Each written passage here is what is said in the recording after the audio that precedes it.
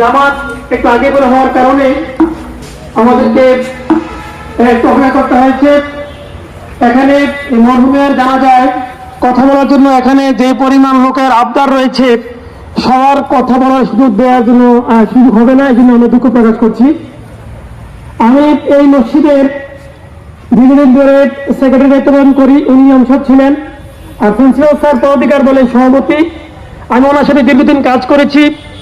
আজকে সকালে যখন উনি অসুস্থ, আমাকে ফোন দিয়েছে, আমি বললাম ঠিক আছে টাওয়ারে ভর্তি হবেন, আমি আসতেছি। তারপরে 10টার দিকে ফোন দিলেন যে ওনার অবস্থা খুবই খারাপ, আইসিইউতে নেওয়া হচ্ছে। আমি বললাম আমি আসতেছি। আমি ঠিক যখন ফ্লাইওভারে ঘোরায় গেলাম, তখনই আমি খবর পেলাম যে উনি মারা গেছি।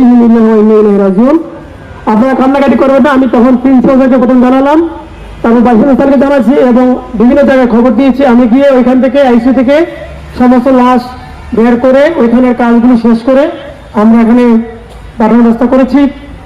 এই হুজুর দীর্ঘদিন কাজ করার সাথে এই কলেজে দীর্ঘদিন চাকরি করেছেন, নিয়মিত করেছেন।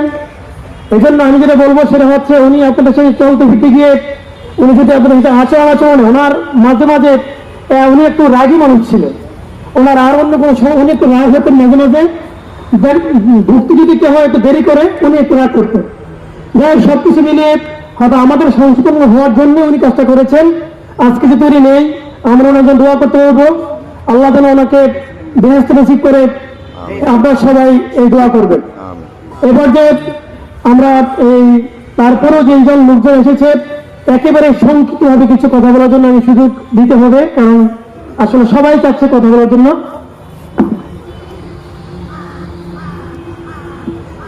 প্রথমে আমি এই গ্রামের আমাদের কলেজের খুব পার্শ্ববর্তী যে গ্রামের রফিক ভাই, উনি দীর্ঘদিন ধরে এই হুজুরের সাথে চলাফেরা করেছেন। আমি এই মাধবপুর গ্রামের পক্ষে এবং এই এলাকার সুরুজুরির সাথে এখন আলোচনা করার জন্য আমি অনুরোধ করছি আমাদের সবার প্রিয় জনাব মোহাম্মদ রফিক ইসলাম ভাইকে। আসসালামু আলাইকুম ওয়া রাহমাতুল্লাহি ওয়া বারাকাতুহু। উপস্থিত আগত সদ্য মুরব্বিয়ান বৃন্দ, আপনাদেরকে আবারও সালাম। আজকে আমাদের সামনে মাইয়াতুল জনাব হাফেজ মুসলিম